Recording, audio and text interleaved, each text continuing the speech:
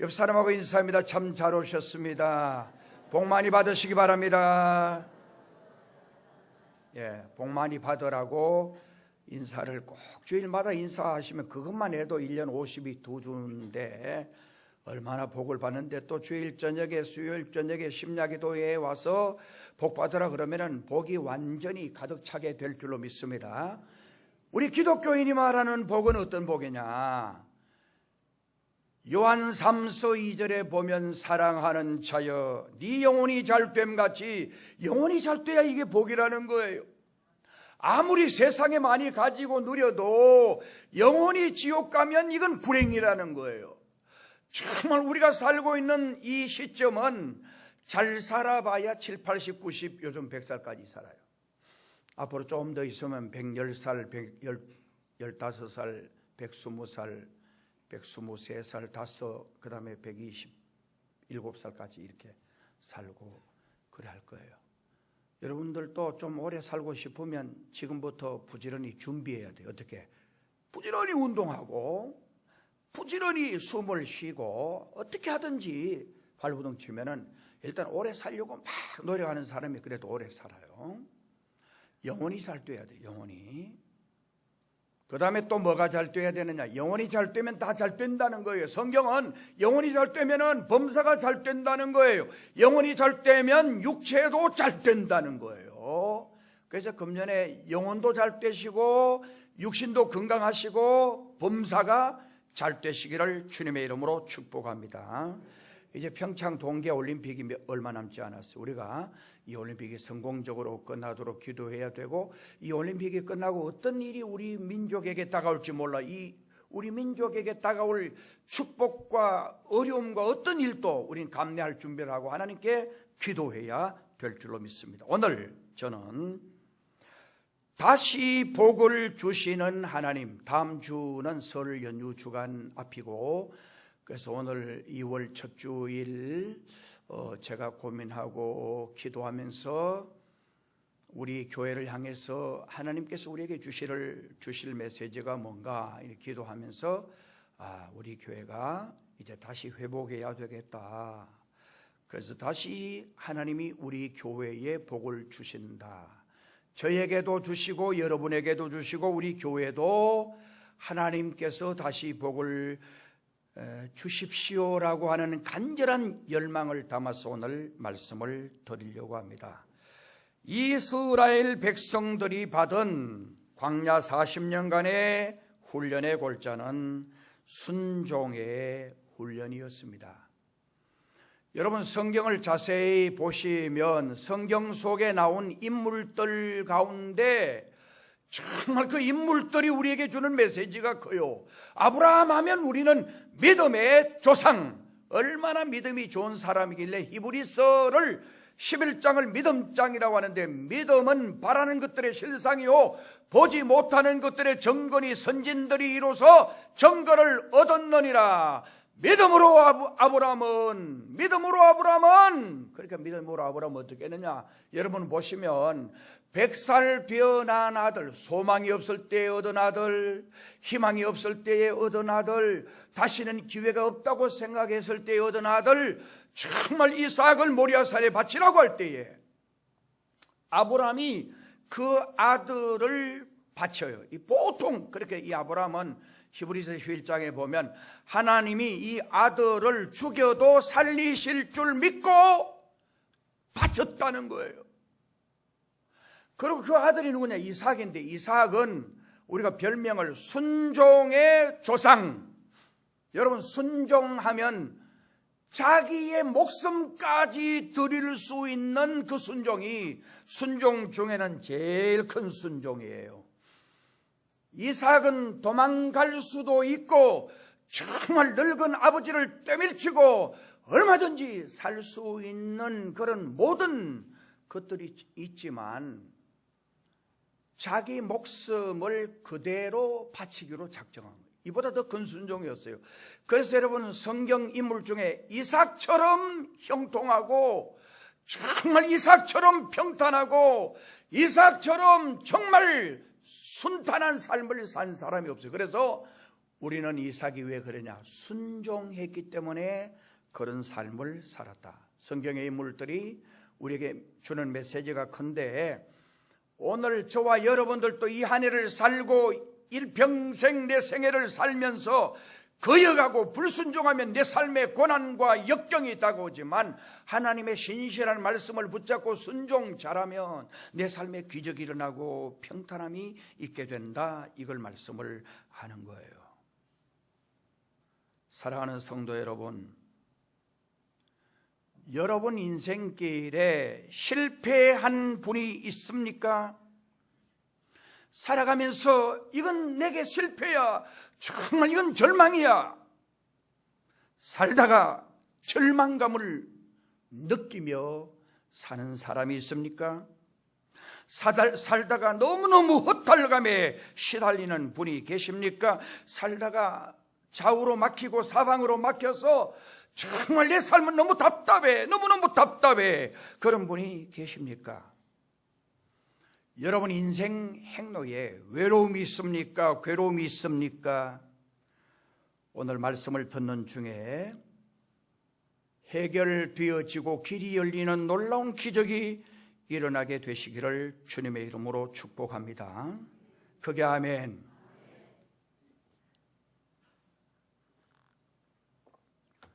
이 세상을 살면서 성공시라는 사람 한 사람도 없어요.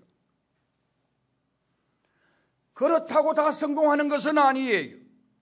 누구나 잘 살고 싶고, 누구나 돈 많이 벌고 싶고, 누구나 출세하고 싶고, 누구나 행복하고 싶고, 그리고 누구나 자기가 바라는 소원들이 이루어지기를 원하고 살아가고 있습니다.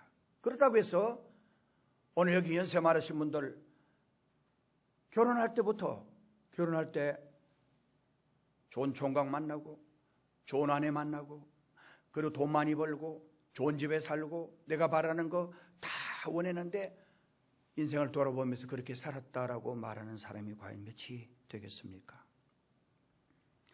우리가 이 세상에서 어떻게 살아야 승리하고, 우리가 이 세상에서 어떻게 살아야 성공할 수 있을까? 진정한 승리와 진정한 성공은 과연 어떤 것으로부터, 누구로부터 올 것인가? 오늘 우리에게 승리의 길이 있는가? 여러분, 우리 인간에게는 어떤 방법으로도 승리하는 길이 없어요. 하나님을 떠나면 잠깐 동안 잘 되는 것 같고, 하나님을 떠나면 잠깐 동안은 자유로울 것 같고, 하나님 떠나면 잠깐 동안은 사업도 잘 되는 것 같지만 나중에는 사방으로 길이 막혀버립니다. 여러분, 누가복음서에 나오는 탕자가 그렇습니다. 이 탕자는 이랬어요. 목적이 이랬어요. 돈 가지고, 정말 아버지가 주는 돈 가지고 자기 집과 자기 고향 동네를 떠나면 자유로울 줄 알았어요. 그리고 마음껏 누릴 줄 알았어요. 그리고 너무너무 간섭 없으면 행복할 줄 알았어요. 여러분, 인생의 모든 삶이 그래요. 짐승들도 그래요. 말들을 그냥 놔두면 야생마예요. 붙잡아가지고 때리고 훈련시켜가지고 정말 그러면은 이게 준마가 돼요. 우리 인생도 어릴 때부터 여러분 자녀들, 아버지 엄마 나 간섭하지 말아요, 자유롭게 놔두세요, 자유롭게 놔둬봐요. 그 아이가 잘 될 것 같아요? 걔는 아무 쓸모없는 잡초 같은 인생이 돼요. 어릴 때에 일어나거라, 텔레비 그만 봐라, 손 씻어라, 발 씻어라, 정말 공부해라, 열심히 간섭받은 아이가 나중에 잘 돼요. 이 탕자는 지 가락대로 아버지 간섭, 정말 형님 눈치 보고 주변 사람들 그게 싫은 거예요. 간섭도 눈치도 안 보는 데 가서 지 마음대로 즐기고 싶었어요. 지 마음대로 행동하고 싶었어요. 그게 행복인 줄 알았어요. 그게 최고인 줄 알았어요. 인생의 가치가 그게 있는 줄 알았어요. 그런데 아버지 떠나고 간섭 떠나니까 오는 게 뭐냐? 흉년이 오고 온갖 오지 말아야 될 저주와 불행이 그의 삶을 엄습하는 거예요. 세계 어느 나라, 세계 어느 시대를 보아도 하나님을 떠난 사람이 당하는 어려움은 똑같습니다. 그런데 예수 믿으면, 믿음 생활 잘하면 처음에는 간섭이 싫어요.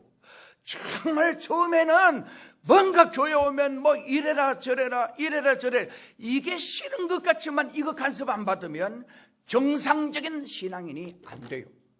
하나님 기뻐하는 신앙인이 아니고 잡초 같은 신앙인, 정말 가시밭길 같은 신앙인, 돌짝밭길 같은 신앙인밖에 될 수가 없는 거예요. 기도한다고 병이 나을까 싶지만 기도하면 결과적으로 건강해지는 것을 볼 수가 있습니다. 하나님을 의지하지 않고 병원에만 가는 사람은 점점 더 그 병이 악화될 뿐입니다. 그러나 하나님 앞에 기도하면 집안 식구들의 병과 저주와 흑암의 권세에게 물러나게 됩니다. 인간은 하나님께로부터 왔기 때문에 하나님을 떠나면 안 된다, 하나님을 가까이 하면 잘 된다. 이게 신앙의 공식이에요. 신앙의 공식이에요. 하나님을 만나면 잘 되고 하나님을 떠나면 안 된다. 하나님을 가까이 하면 내 믿음이 뜨거워지고 하나님을 멀리하면 내 믿음이 식어진다. 이게 신앙의 공식이란 말씀이에요. 오늘 본문 말씀을 보면 아브라함의 손자였던 야곱은 자신의 욕망을 이루었습니다. 성경 자세히 보면 야곱처럼 자기가 갈망하고 정말 자기가 소원하던 모든 일들을 이룬 사람도 그리 많지가 않아요. 한마디로 자기가 바라던 대로 이루어진 성공을 한 사람이에요. 원하는 처녀 결혼하기 위해서 노력했습니다. 아리따운 여자를 보고 정말 저 여자가 내 아내가 됐으면 좋겠다. 그대로 됐어요. 큰 부자가 되기 위해서 정말 발부둥 쳤는데 진짜 부자가 됐어요. 그냥 보통 부자가 아니에요. 여러분 성경 보면 자기 형이 자기를 죽이려고 올 때에 거기 예물 구별한 거 보면 뭐 양이 형 주려고 암양이 200, 그 다음에 순양이 20, 그 다음에 암염소가 200, 순염소 20, 그 다음에는 소와 나귀와 약대, 낙타와 이런 것들을 구별한 거 보면 그거 일부분이었을 거란 말이에요. 그런데 자기 집에 얼마나 많은 재산이 있었던가라는 걸 알 수가 있어요. 그러니까 부자가 된 거예요. 손대로 이루어진 거예요. 야곱의 성공의 비결이 뭔가? 오늘 저는 2월 첫째 주 이 야곱의 성공의 비결을 살펴보면서 다시 오늘 여기 하나님께서 야곱을 만나서 주시는 복을 생각하면서 오늘 우리의 믿음을 회복하면 하나님이 아브라함에게 주신 복, 이삭에게 주신 복, 야곱에게 주신 복을 우리에게도 주실 것이다. 자, 야곱이 성공한 비결이 뭐냐? 첫째, 오늘 저는 4가지 금년 여러분들에게 제시하려고 합니다. 첫째는 성공과 부자가 되는 큰 꿈을 가진 사람이었다. 여러분들도 그런 꿈을 가지라는 거예요. 2018년 여러분 반드시 잘 된다. 정말 내 인생 반드시 잘 된다라고 하는, 잘 된다, 성공한다, 반드시 크게 된다라고 하는 그런 희망과 그런 꿈과 그런 소망을 가지라는 거예요. 아이고 목사님 그런다고 그게 되겠어요?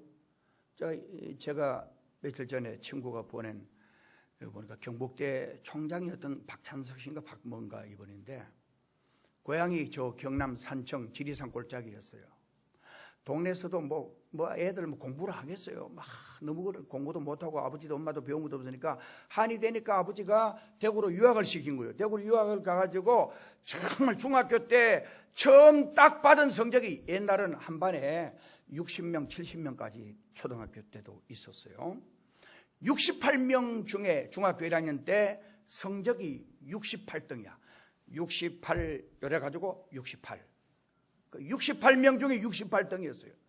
정말 이걸 가지고 유학을 시킨 아버지, 엄마 얼굴이 막 떠오른 거예요. 중학교 어린아이지만은 이걸 고쳐야 되겠다. 그래서 68에 앞에 까매가지고 1등으로 68에 1등으로 딱 고쳐. 68명 중에 1등 했다. 이걸 가지고 아버지 보고 통지표를 그래도 보여줘야 되니까 아버지 통지표 딱 내니까 68명 중에 1등. 그 아버지가 이놈이 아닌데 고친 거 대충 알면서도 1등 했구만. 별로. 그래 놓고는 동네 사람들을 보고 아들 어떻게 되냐. 공부하고 왔으니까 1등 했대요. 그러니까. 그 동네 사람들이 가만히 있으면 되는데, 1등 했으면 한등 내지. 이래가지고 아버지가 정말 1등 한 그 잔치를 그 1등 한 거 아닌가 알면서도 아버지가 집에서 제일 애지중지하던 그 돼지를 잡았대요. 돼지를 잡아가지고 동네 사람 전부 다 불러가지고 잔치를 해버렸어. 이 1등 못한 이 아들 68명 중에 68을 한 이 아들이 얼마나 충격이 되겠어요. 그래서 그 다음부터 학교 올라가서 이제 공부를 열심히 했는데 꼴찌하던 학생이 진짜 68명 중에 1등을 했대요. 1등 해가지고 지금이 아니고 오래전 경북대 총장이 됐다라는 그 이야기가 굉장히 저에게, 그래서 이 아들은 나중에 공부하고 진짜 1등 됐을 때 아버지 그때 내 성적 고쳐가 그랬는데 아버지 앞에 이제 양심의 가책을 이야기하니까 내가 다 알고 있었다. 그러니까 아버지는 알고 있으면서도 아들이 1등 했다고 고친 걸 그대로 믿어준 거예요. 정말 믿어주고 그렇게 했던, 그리고 아버지는 또 돼지까지 잡아버린 거예요. 이게 너무 아들에게 부담이 되니까 그때부터 공부를 해서 성공했다라는 거예요. 제가 이야기하는 거는 여러분 살다가 여러분 가정의 자녀들 그리고 여러분 이웃에 못한다고 자꾸 책망하고 비난하면 그 아이는 안 돼요.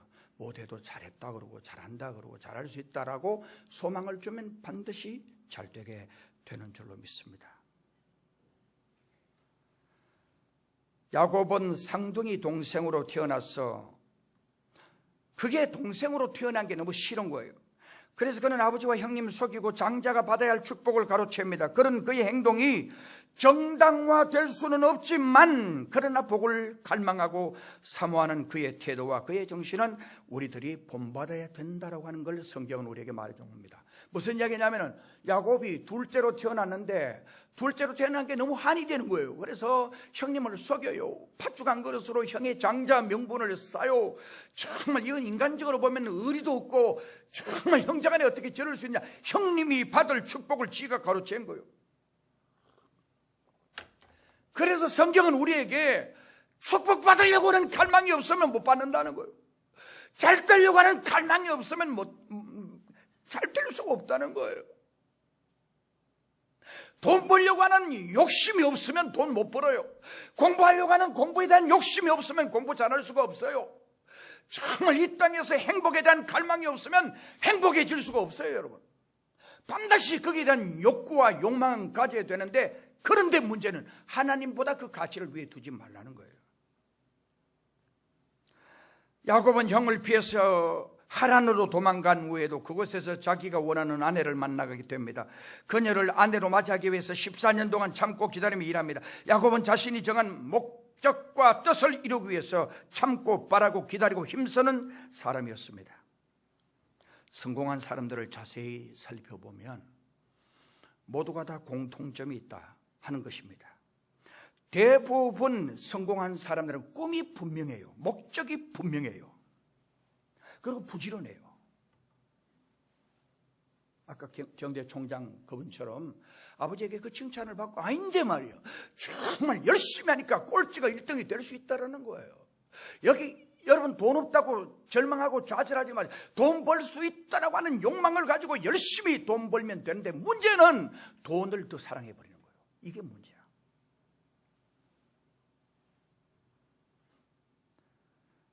한번 정한 목적을 향해서 부단히 도전하고 전진하는가 하면 부지런한 사람이 성공합니다. 야곱의 경우도 보면 외적으로 보면 보잘것없어요. 성경은 여러분 성경을 보면 전부 다 외적으로 보면 별 볼 일 없는 사람들 이야기가 많아요. 하나님이 다윗을 왕으로 삼으실 때에 저를 보세요. 다윗이 진짜 별 볼 일 없는 사람이에요. 사무엘이 하나님의 그 계시를 받고 이새의 집에 와서 너 집의 아들 중에 이게 특별한 비밀인데 왕이 있었거든. 하나님이 그렇게 했다. 아들을 다 준비시켜 놔라 그랬어요. 그러니까 큰형부터 쭉 해서 다 불러가지고 목욕시키고 예복을 입고 이제 왕이 곧 되는 사람이 여기 있는데 누군지 모르니까 딱 준비 시간 왔어요. 사무엘이 딱 와서 보니까 정말 큰아들 순서보다로 쭉 세워놨는데 큰아들 인물이 보통 인물이 아니야. 누가 봐도 이 아들이 눈이 반짝반짝 빛나고 인물도 탁월하고 덩치도 크고 이게 인간적으로 보면 이게 분명히 이 아들일 거라 생각하고 사무엘이 기름병을 들고 그 아들에게 딱 가서 기름을 부으려고 하니까 하나님이 아니라는 거예요. 이 아들 아니라는 거예요. 그래서 둘째 앞을 또 가니까 아니라는 거예요. 셋째도 아니라는 거예요. 넷째도 다섯째도 아니고 마지막 째까지 다 거기 있는데 가니까 아니라는 거예요. 이 사무엘이 너무 이상하잖아요. 그래서 아버지 보고 다른 아들이 혹시 없냐 그러니까 이 아버지도 이 다윗은 아니라고 본 거예요.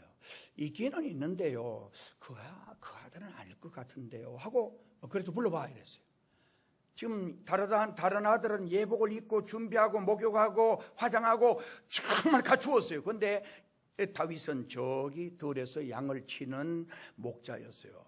뛰어오는데 막 급하게 뛰어오니까 땀 흘리고 들에서 막 양하고 뒹구는 사람이 무슨 옷을 깨끗한 거 있겠어요. 다 떨어지고 양의 냄새, 똥 냄새 나고 막 그런 옷 입고 막 급하게 뛰어왔는데 얼굴인들 뭐 땀이 범벅이 되고 이래서 막 뛰어오니까 왜 그러세요? 뛰어오니까 다른 형제들 보내가 뛰어오는데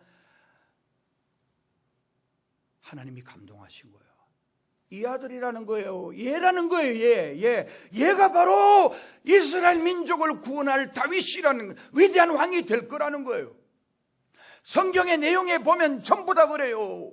예수님의 제자들도 정말 탁월한 지성인과 탁월한 그 나라의 재벌이라든지 그런 분 택하신 것 아니에요. 갈릴리 호수에서 고기 잡던 못 배우고 무식하고 소외되고 보잘것없던 사람들, 주님은 그들의 친구가 되어주셨습니다. 그 다음에 야곱이 성공한 비결 두 번째입니다. 제단을 쌓는 신앙생활 때문이었습니다. 창세기 28장을 보면 형을 떠나 하란으로 가던 도중에 베델에서 하룻밤을 노숙하게 됩니다. 그때 그는 거기서 제단을 쌓고 하나님을 경배합니다. 창세기 28장 18절, 야곱이 아침에 일찍 일어나 베개하였던 돌을 가져 기둥으로 세우고 그 위에 기름을 붓고 오라고 기록을 하고 있습니다. 창세기 35장 오늘 7절에도 그가 거기서 단을 쌓고 그곳을 엘베들이라 불렀으니 이는 그 형의 낯을 피할 때에 하나님이 그에게 나타나 거기서 나타나셨음이었더라. 창세기 35장 14절, 야곱이 하나님이 자기와 말씀하시는 곳에 기둥 곧 돌기둥을 세우고 그 위에 전제물을 붓고 또 그 위에 기름을 붓고 그 예배 드렸다는 거예요. 예배를 절 보세요. 예배 드렸다는 거예요. 예배를 철저한 예배 생활을 했다라는 거예요. 여러분, 오늘 우리 삶의 목적이 뭔지 아세요? 우리는 교회 오면 늘 배우는 게 웨스트민스터 요리문답 107문 중에 첫 번째, 사람의 제일 되는 목적이 뭐냐? 하나님을 영화롭게 하는 데 있는 거예요. 하나님을 즐겁게 하는 데 있어요. 그래서 여러분, 중동 사람들 돈이 많든지 뭐 돈이 없든지 사우디나 이런 데 쿠웨이트 재벌들요, 전용 비행기, 우리나라 380 같은, 이게 꿈의 궁전이에요. 이 380 같은 비행기를 한 사람이 2대 3대씩 전 세계를 가지고 있어요. 자가용 비행기를. 돈이 수십조 수백조씩 되니까 정말 자가용 비행기 가지고 다 가진데도 그들이 제일 우선이 뭡니까? 자기들 신을 섬기는 거예요. 유대인들의 삶은 제일 우선이 하나님 섬기는 거예요. 집을 지을 때도 항상 성전 쪽을 향해서 표시를 해놨어요. 하루에 최소한 3번에서 5번, 7번 홀수씩 올라가요. 자기 성전 있는 쪽을 향해서 예배 드려요. 기도해요. 그리고 경배해요. 자기들 신에게 경배를 해요. 오늘 저와 여러분은 어떻습니까? 오늘 본문이 말씀하는 제단 쌓은 곳들은 야곱이 고향을 떠나 떠돌이 시절에 떠돌이 하던 그 시절에 쌓았다라고 하는 사실에 주목해 보아야 합니다. 오늘 많은 교인들 중에서도 정말 기도 생활 못하는 걸 핑계댑니다. 헌금 생활 못한 걸 핑계댑니다. 예배 생활 못 드린 거 핑계합니다. 어떻게? 돈 많으면 헌금할 텐데 돈이 없어서 못한다는 거예요. 시간이 많으면 하나님께 예배 드릴 텐데 시간이 없기 때문에 그런 날이 오면 하겠다는 거예요. 천만에요, 여러분. 없기 때문에 하는 거예요. 정말 옷값을 깨트린 여인처럼 그렇게 하는 거예요. 과부의 두렵돈처럼 자기 전부를 하나님께 드리는 그런 마음으로 하나님 섬기는 거예요. 그럴 때 하나님이 감동하시는 거예요. 있으니까 하고 시간이 나니까 하고. 그치, 거짓말이에요. 여러분, 저도 제가 훈련소 딱 그 훈련 받으면서 시간 없는데 마음 먹으니까요. 그때가 더 갈급해요. 고생되고 고통되고 힘드니까 그때 성경 쪽 복음 가지고 노는 시간 화장실만 갔다 오고 다른 애들 담배 피우고 놀고 그러면 저는 성경 읽고 훈련 마칠 때 신약 성경 바쁜데도 다 읽었어요. 시간 없다는 거짓말이에요. 시간이 없기 때문에 더 기도하는 거예요. 오늘 야곱이 시간이 없어요. 떠돌이 생활이에요. 베드윈이에요. 정말 너무너무 그렇게 할 수 없는데 그렇게 예배를 드린 거예요. 철저하게 하나님 섬긴 거예요. 사랑하는 성도 여러분, 그의 생활이, 그의 환경이 안정되지 못했던 시절에 그는 때를 따라서 하나님께 제단을 쌓았다는 사실입니다. 그것은 그가 비록 어렵고 그가 비록 힘든 타향살이, 외로운 생활하면서도 하나님을 향한 믿음을 버리지 않고 살았다라고 하는 증거입니다. 퍼스트가 하나님이 우선이에요. 오늘 우리의 행복, 오늘 우리의 만족이 어디에 있습니까? 하나님을 예배하고 은혜 받고 성전을 나가는 그리스도인의 표정, 바로 그런 표정이 되어야 합니다. 교회는 이 지상에서 하나님을 만나기에 가장 좋은 장소가 교회예요. 그래서 초대교회 성도들은 매일 마음을 같이하여 성전에 모이기를 힘썼다 그랬어요. 우리가 성공하고 우리가 복을 받으려면 하나님 만나야 돼요. 하나님과 늘 교제가 있어야 돼요. 하나님과 늘 교제하는 방법은 교회에 나와 예배 드리는 거예요. 예배를 소홀히 하면 안 돼요. 예배를 멀리하면 안 돼요. 예배를 사모하고 예배를 드리기를 간절히 바래도 드릴까 말까 한데 정말 예배를 등한히 하니까 하나님께서 기뻐하시지 않는 거예요. 바른 예배를 위해서 몇 가지 말씀드리려고 합니다. 첫째, 정한 예배 시간에 빠지지 않아야 합니다. 주일 낮 예배, 이건 정한 시간이에요. 밤 예배 정한 시간, 수요 예배.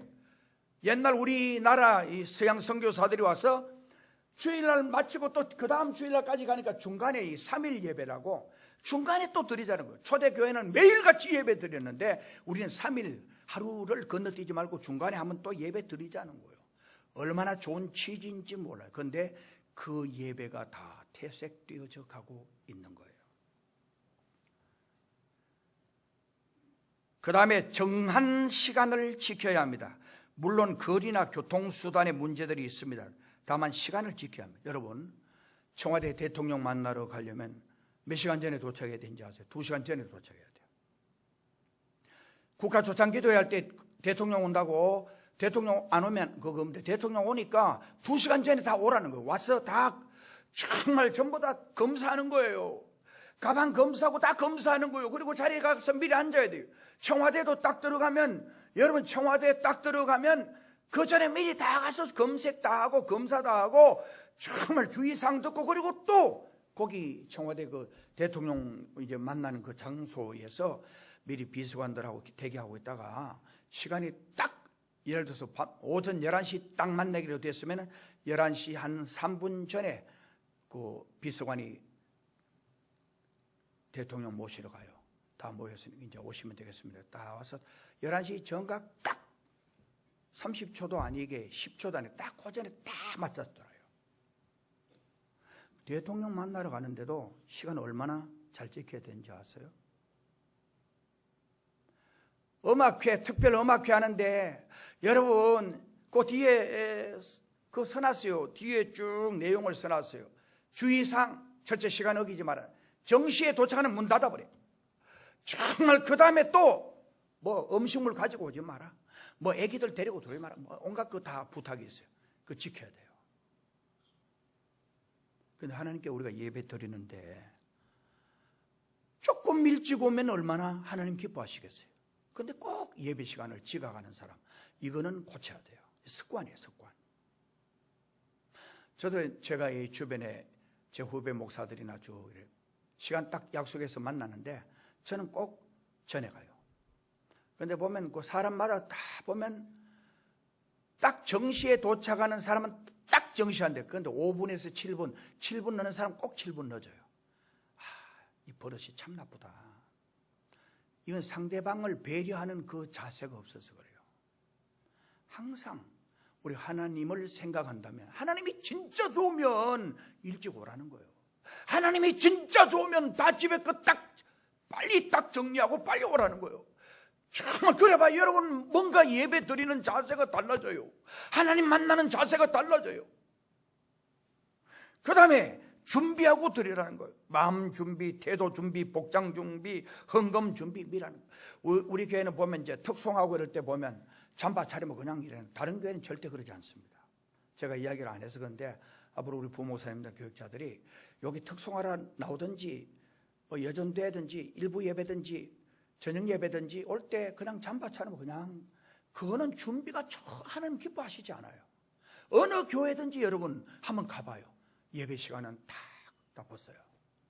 그리고 정중하게 하나님 앞에, 그 가짐이에요. 마음의 가짐이고 복장의 가짐이고 마음의 가짐이고 태도예요. 헌금도 준비, 마음도 준비, 태도도 준비. 하나님 그걸 원하시는 거예요. 아무렇게 가서 그냥 앉아 있으면 안 되겠어요. 하나님, 여러분은 그렇게 하면 될지 모르지만 하나님은 그것보다 더 요구하는 게 많아요. 그러지 말라는 거예요. 내게 나오려면 마음가짐 잘하라는 거예요. 몸가짐 잘하라는 거예요. 성경에 어디 함부로 와서 하나님을 배우라는 게 어디 있습니까, 여러분? 그 다음에 모든 모임보다 예배에 우선순위를 두라는 거예요. 친구들하고 모이고, 모임이 있고, 직장의 모임이 있고, 어떤 모임이 있더라도 그걸 우선하지 말라는 거예요. 우선은 first worship. 하나님 예배가 우선이에요. 하나님 만나는 게 우선이에요. 하나님 기쁘게 해드리는 게 우선이에요. 그러면 여러분 인생 역전돼요. 여러분 인생 반전이 돼요. 여러분 인생에 말할 수 없는 기적이 일어나요. 항상 내 가락대로 고칠 생각 안 해요. 오늘요, 사람들, 이단에 빠진 인간들은 보면 그게 전부 다 그게 지가 옳은 줄 알아요. 오늘 우리나라도 지금 좌와 우의 이념이 지금 심각해요. 우에 빠진 사람은 지가 다 옳은 걸 알아. 좌에 빠지면 지가 전부 다 옳은 걸 알아. 이게 문제, 이게 우리 민족의 문제예요. 나도 한번 깨트려보고 다른 편도 생각하고 이해하려고 해야 되는데 전부 다 잘못됐다는 거예요. 요즘 이단들 보세요. 신천지 이단들. 그 매력을 느끼는 거는 11조 이거 안 하고 목회자 섬기는 거 이거 전부 다 그게 그 신천지에서 나온 거예요. 저거 이만희 신천지 교주를 하나님 섬기듯이 섬기면서 그따위를 하는 거예요. 그러니까 이게 얼마나 이단이, 지금 신천지든지 안상훈 이런 이단들이, 이건 완전히 이 미친 정신 상태가 미친 인간들이나 그거 가지. 정말 그 정상적인 신앙 영적인 사람 그거 안 가요. 그런데 이게 마귀에게 빠지면 그게 다 옳게 보이는 거예요. 옳게. 이게 문제예요. 오늘 우리 삶이 바울처럼 날마다 깨트려야 돼요. 바울이 날마다 죽는다라는 말은 내가 죽고 내가 깨어져야 모든 사람들을 포용할 수 있는 마음의 자세가 열리는 거예요.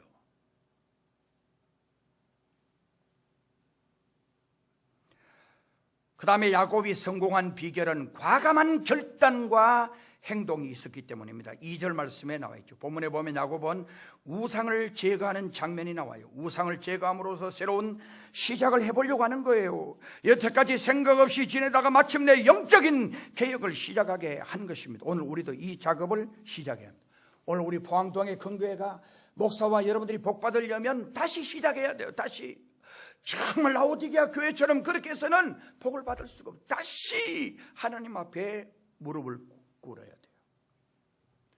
오늘 얼마나 많은 현대의 우상이 우리 마음을 자리 잡고 있는지 몰라요. 성도는 하나님 나라의 시민이라고 할지라도 이 지상에서 생활하고 있으므로 조금만 방심하게 되면 세상에 속한 사람같이 행동을 하게 됩니다. 그러므로 항상 스스로를 돌아보고 하나님의 법을 시행하는 노력이 우리에게 필요합니다. 여러분, 야곱의 가정 한번 보세요. 야곱은 하나님 철저하게 섬기겠다고 그랬어요. 그런데 살다 보니까 야곱의 부인이 라헬이 나올 때 뭘 가져왔는지 아세요? 자기 아버지가 섬기던 드라빔은 제가 이야기 가끔씩 합니다만은 우상인데, 적은 거는 요 손톱만한 거고, 요 새끼손가락만한 거부터 엄지손가락만한 거, 정말 여기 주먹만한 거, 좀 큰 거는 요 팔뚝만한 거, 더 큰 것도 있어요. 요거는 드라빔은 자기 몸에 차고 다니면서 섬기는 우상이 드라빔이에요. 외삼촌 라반은 정말 요 드라빔이 주먹만치 크는지 몰라요. 그걸 놓고 늘 고기 빌고 고기 앞에 기도하고 복을 달라고 그랬을 거예요. 그래서 야곱이 몰래 나간 걸 보고 정말 일주일 만에 그 소식을 듣고 이놈 새끼 죽여버리겠다는 거예요. 그 라반이 자기 아들들하고 그 식솔들 데리고 말을 타고 낙타를 타고 막 추격해서 일주일 만에 거기 도착을 한 거예요. 내일이면 도착한데 야곱이 밤에 꿈을 꾸는데 하나님이 너 손대지 마라. 너 야곱에게 손대면 가만 안 둬. 너 야곱에게 손대면 너 죽여버릴 거야. 정말 하나님이 꿈에 나타났는데 너무 분명하게 나타나셔서 말씀하신 거예요. 그래서 라반이 죽이지 말아야지. 근데 그건 죽이는 거는 그런데 내 우상은 드라빔은 누가 가져왔냐? 야곱에게 와서 어젯밤에 하나님이 나타나셔서 네 죽이려고 그랬는데 내가 너를 죽일 권한이 있어, 능력이 있어. 그런데 하나님이 널 죽이지 말라 그래서 손대지 말라 그랬어. 그런데 말이야, 내 드라빔은 누가 훔쳐갔어? 그러니까 야곱이 그걸 몰랐어요. 펄쩍 뛰면서 외삼촌, 어떻게 저를 그렇게 보시면 안 훔쳐갔습니다. 혹시 정말 내 아내든지 내 자식들이든지 누구든지 그 드라빔이 나오는 그 사람을 죽여버리겠다고 그랬어요. 진짜 죽인다는 거예요. 죽이겠다고 그랬어요. 근데 큰딸하고 전부 다 이제 막사로 들어가서 다 이제 검사를 다 나올 만한 데 가서 드라빔을 검사를 하는데 라헬 쪽으로 딱 다가가니까 라헬이 낙타 위에 딱 앉아서 걸터 앉아서 아빠, 나 생리가 있어서 못 일어나더라도 이해해 주세요. 아빠 이해해 주세요. 옛날에는 뭐 그게 없으니까 아주 불편했잖아요. 그러니까 일어나면 좀 불편하니까 아버지가 알고 그래 알았다 그래. 너는 있어도 앉아 있어도 괜찮아. 그래서 그걸 요 밑에 엉덩이 밑에 딱 깔아놓은 거예요. 요만하니까 그런 거예요. 벌써 야곱의 집에도 귀신 섬기고 우상 섬기는 게 만연해 있었다라는 거예요. 사람이 이 세상 살다 보면 나도 모르는 사이에 하나님보다 돈을 사랑하고 하나님보다도 권력을 사랑하고 하나님보다도 명예를 사랑하고 하나님보다도 좋아하는 것들이 우리 마음에 너무 많은 거예요. 그래서 우리가 반성해 보아야 돼요. 진짜 내가 first Jesus, 하나님이 내 삶의 첫째냐, 하나님이 내 삶의 우선이냐, 내 삶의 가치 기준이 정말 하나님이냐, 이걸 살펴보라는 거예요. 그거 아니면 여러분이 이미 우상을 숭배하고 있는지도 몰라요. 보이는 우상만 우상이 아니에요. 우리 삶 속에 보이지 않는 무형의 우상들도 너무 많아요. 그래서 성경은 탐심은 우상 숭배니라, 정말 하나님보다 더 좋아하는 그게 우상이라는 거예요. 그래서 오늘 여기 2절 말씀은 전부 다 드라빔부터 목걸이 이런 것도 전부 다 파묻었어요. 왜냐하면 그게 하나의 그 우상일 수가 있었어요. 전부 다 빼가지고 다 묻어버렸어요. 새로운 각오와 새로운 결단과 새로운 다짐을 한 거예요. 마지막으로 야곱이 성공할 수 있었던 비결은 기도 생활 때문이었습니다. 창세기 32장 25절을 보면 야복 강변에서 벌어졌던 야곱의 영적 전투 장면이 기록됩니다. 가족들을 데리고 20년 만에 고향으로 돌아온 야곱에게 형 에서가 400명의 군사를 이끌고 자기를 죽이려고 온다는 소식을 듣습니다. 앞이 캄캄하고 절망적이고 막막합니다. 야곱은 여기서 길이 없다, 방법이 없다고 생각을 하고 야복 나루에서 기도하기로 작정한 거예요. 얼마나 간절히 성경은 환도뼈가 위골이 되도록 기도했다는 거예요. 오늘 저와 여러분은 우리 앞에 일을 한 치 앞에 일도 못해요. 그런데 야곱이, 하나님은 아시는 거예요. 너가 임마 그대로 가면 너는 형의 칼에 죽어. 정말 그러니까 오늘 밤에 기도해야 되는 거예요. 그래 하나님이 친히 나타나셔서 실험하는 거예요. 실험하는데 밤새도록 실험하는 거예요. 이게 보통 실험이 아니에요. 그러니까 안 그래도 20년 타향살이하면서 고생해가지고 손도 거칠어 있고 몸도 그런 데다가 형에서는 편안하게 부족장 생활 잘 먹고 잘 입고 잘 살고 잘 노는데 야곱은 하루도 쉴 날이 없어서 열심히 일해서 손도 트고. 그런데 그게 문제가 아니고 그 밤에 야곱이 천사와 씨름하는데 온몸에 땀방울이, 그리고 온몸에 먼지 뒤집어 쓰고, 그리고 아침에 일어나서 저 멀리 형이 동생 야곱을 맞아서 이제 죽이려고 오는 거예요. 딱 오는데 보니까 먼 발치지만 첫째는 동생이 절뚝 절고 오는 거예요. 절고 오는데 점점 가까워지자 지 동생 야곱이 맞는데 그 얼굴이 피골이 상접한 거예요. 정말 얼굴이 자기보다도 형이 자기지만 같은 날 태어난 자기 동생이지만 20년은 더 먹어 보이는 거예요. 완전히 고생한 흔적이 너무너무 여실한 거예요. 그리고 다리를 절룩절룩 절룩 오니까 형 마음이 봄눈 녹듯이 녹아진 거예요. 하나님이 그렇게 해주신 거예요. 오늘 우리 삶에 어려움이 오고 환난이 오고 힘든 일이 오더라도 불평하면 안 돼요. 그것 때문에 전화위복이 되고 그것 때문에 문제에 놀라운 반전이 일어날 수 있는 계기가 될 수 있기 때문입니다. 그런 야곱은 이런저런 국리 끝에 하나님께 기도하기로 마음 정하고 기도를 시작합니다. 창세기 32장에 보면 야곱이 천사와 씨름하는 장면이 나와요. 이 씨름은 인간과 하나님의 씨름이 결과가 어떠하겠습니까? 야곱은 그 밤에 절박한 심정으로 하나님께 매달립니다. 살려달라고. 하나님 살려주세요. 하나님 살려주세요. 하나님이 살려주시지 않으면 난 죽어요. 정말 하나님 살려주세요. 하나님 축복해 주지 않으면 난 안 돼요. 하나님이 날 보여주시지 않으면 안 돼요. 밤새도록 매달렸어요. 만일 그날 밤 야복강가에 기도가 없었다면 야곱은 죽었을 거예요. 우린 여기서 참으로 성공하고 승리하는 문제를 푸는 비결을 발견하게 됩니다. 우리 성도에게는 기도라는 위대한 방법이 있습니다.